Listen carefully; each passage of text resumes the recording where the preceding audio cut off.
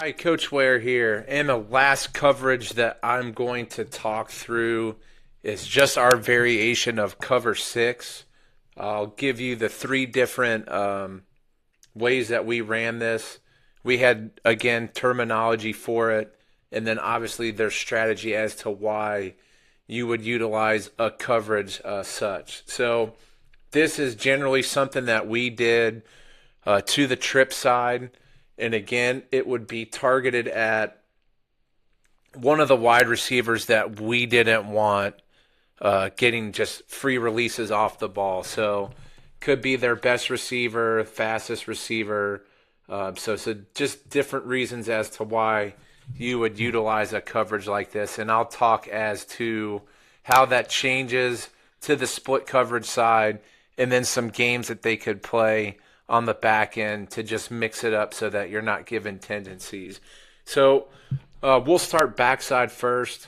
So again, we're doing our quarter half, just better in my opinion than cover two. And then again, if we're not blitzing more than one player, then we're not going to be in cover zero or cover one.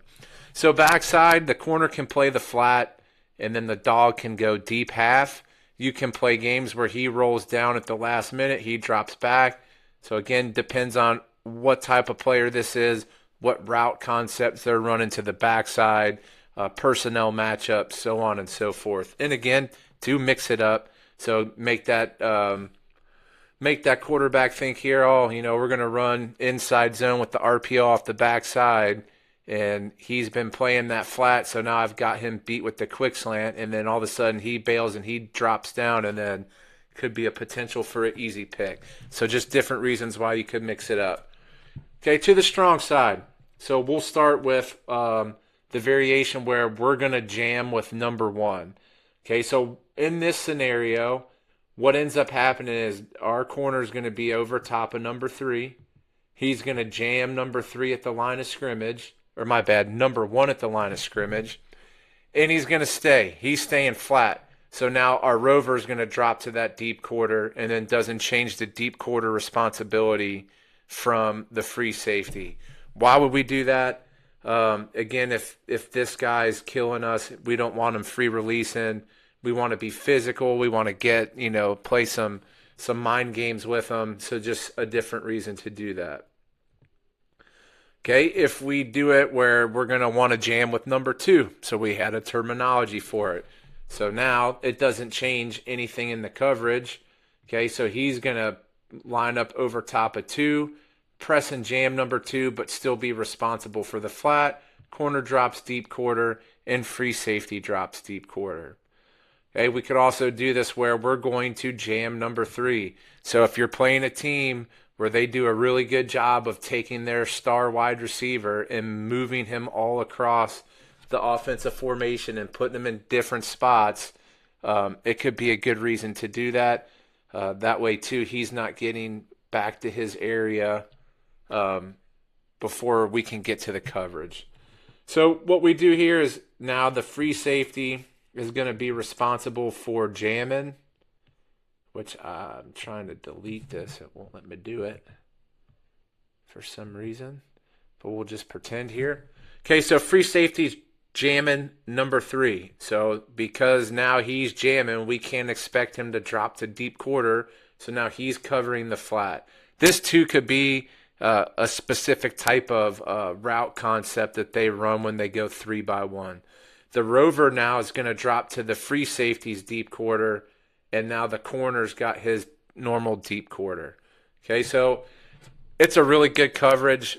We had to utilize it because we faced some really, really good wide receivers, and you'll actually get to see one of them in the film that I show to break it down.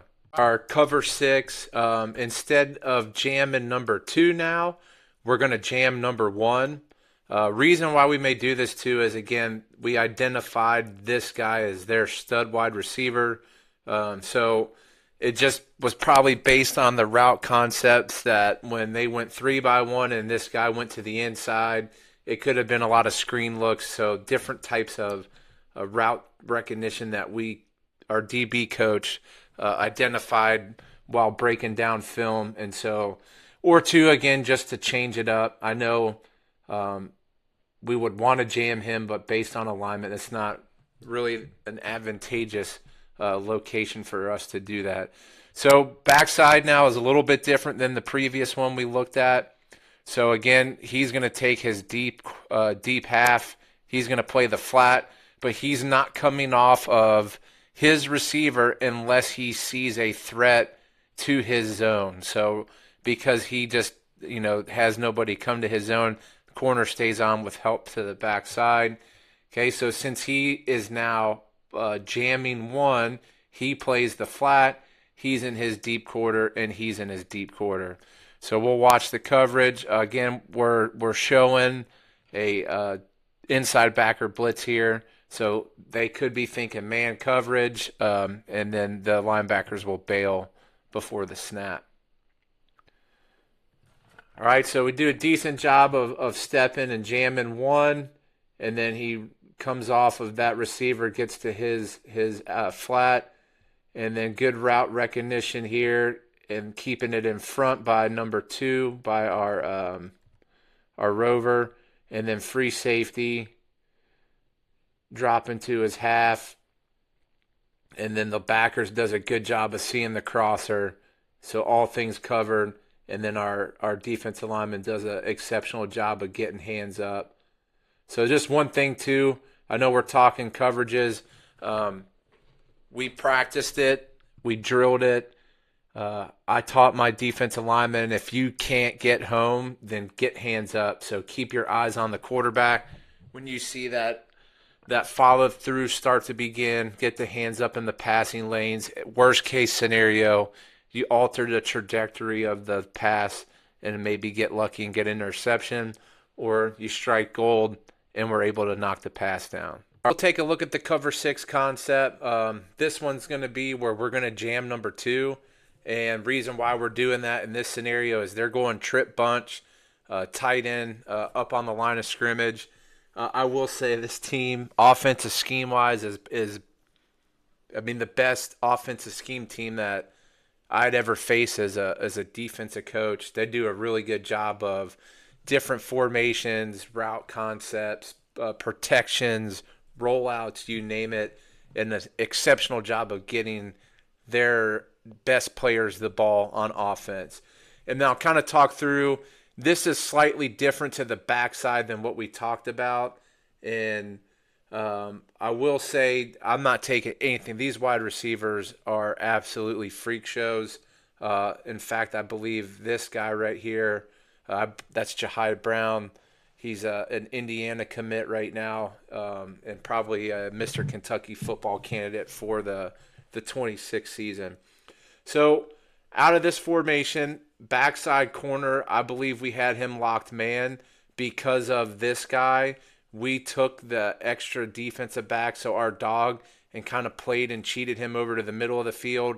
They did a lot of really good concepts of running one of the receivers into the middle, so trying to attack the void in the coverage. So I think that's why we did that. We were also decimated skill players later in this game, which this is early, so that wouldn't have been the case quite yet. But we really this is where our injury struggle bus began, was this game. So what we're going to see here, Rover is going to jam on number 2. You'll see the free safety in the corner drop to their quarters. No split coverage here to the backside. He's locked man with him playing kind of that deep half. So we'll go through and watch the film.